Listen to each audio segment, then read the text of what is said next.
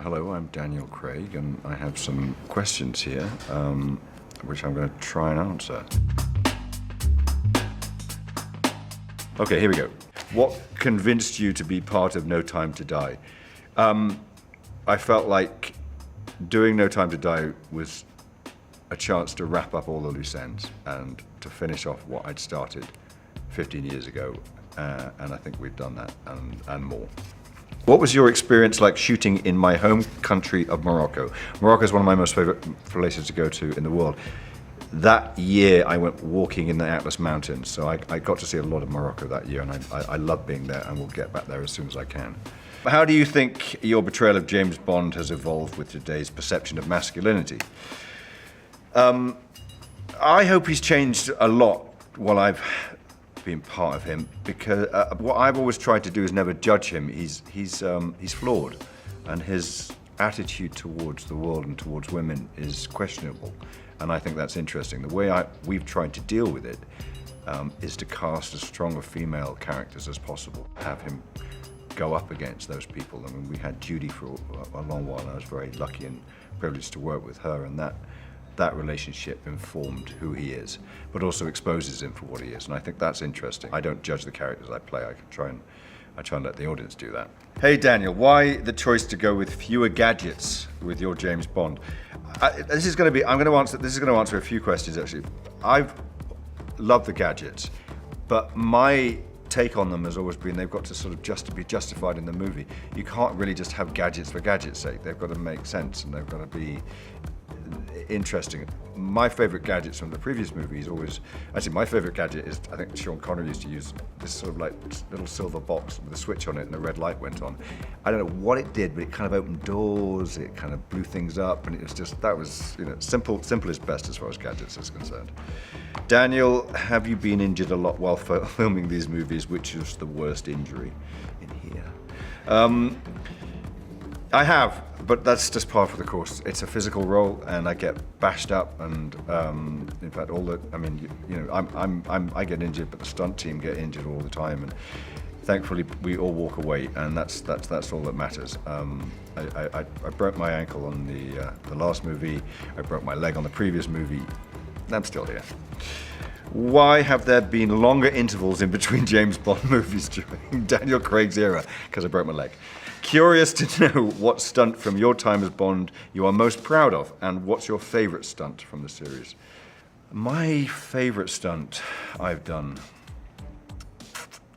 There's a few on No Time to Die I'm very proud of, but probably the whole sequence that we filmed in Venice on Casino Royale, and not least of all because that wasn't a lot of stunt work, but Chris Corbett, who designs our physical effects, so that's the things that that blows up and everything that, and he designed the sinking Venice house, which was a Venice house that sank into water and then reset and kept going. So we had to be filming in that, and I had to be jumping off things and flying into water. So I'm most proud of that, probably because it's my first movie, and it just was one of the most incredible sets I've ever been on. What has been your favorite outfit as your time as Bond, and which fit from the past is your all-time favorite? Connery knew how to wear a suit. I don't remember which director it was, but the director told Connery to wear the suit home and sleep in it, and then come and wear it. And I think that is how you should wear a suit. I'd say all of the Tom Ford suits I've worn, we've worked really hard with them to create the look. They've been so cooperative over the years during my tenure, and they've allowed us to mess around with their suits, and together we've, I think, produced some amazing suits. Trunks, yep. Are you as obsessed with them as your fans are? No. Which was your favorite car to shoot in? The DB5. It's like one of the most beautiful cars ever made. I mean, I've driven the DBS and the brand cars, and they don't break down quite as often, but the DB5 is definitely the car. What will you most fondly remember about your time as Bond, and do you have any regrets? No, I don't have any regrets. What I remember most fondly about doing Bond are the people I get to work with. Hello from Sweden. What has been your favorite international location to shoot in, and why? We filmed in Chile, in the Atacama Desert, which is one of the highest, driest points in the world. and has the clearest sky at night because there's an observatory there where you have stars from horizon to horizon. I think that remains one of the most amazing places I've ever filmed in. What was the most challenging, fun scene to shoot? Jesus, 5 movies, what the fuck?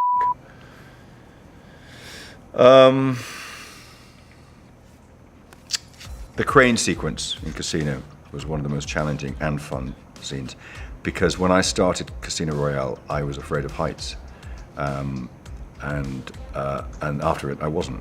So I had to go up about 60 feet onto scaffolding and walk along beams that were about 6 inches across. No, run across beams that were 6 inches across, 60 feet up in the air, which wasn't fun, but was challenging. What would you like your portrayal of James Bond to be remembered for? The gags.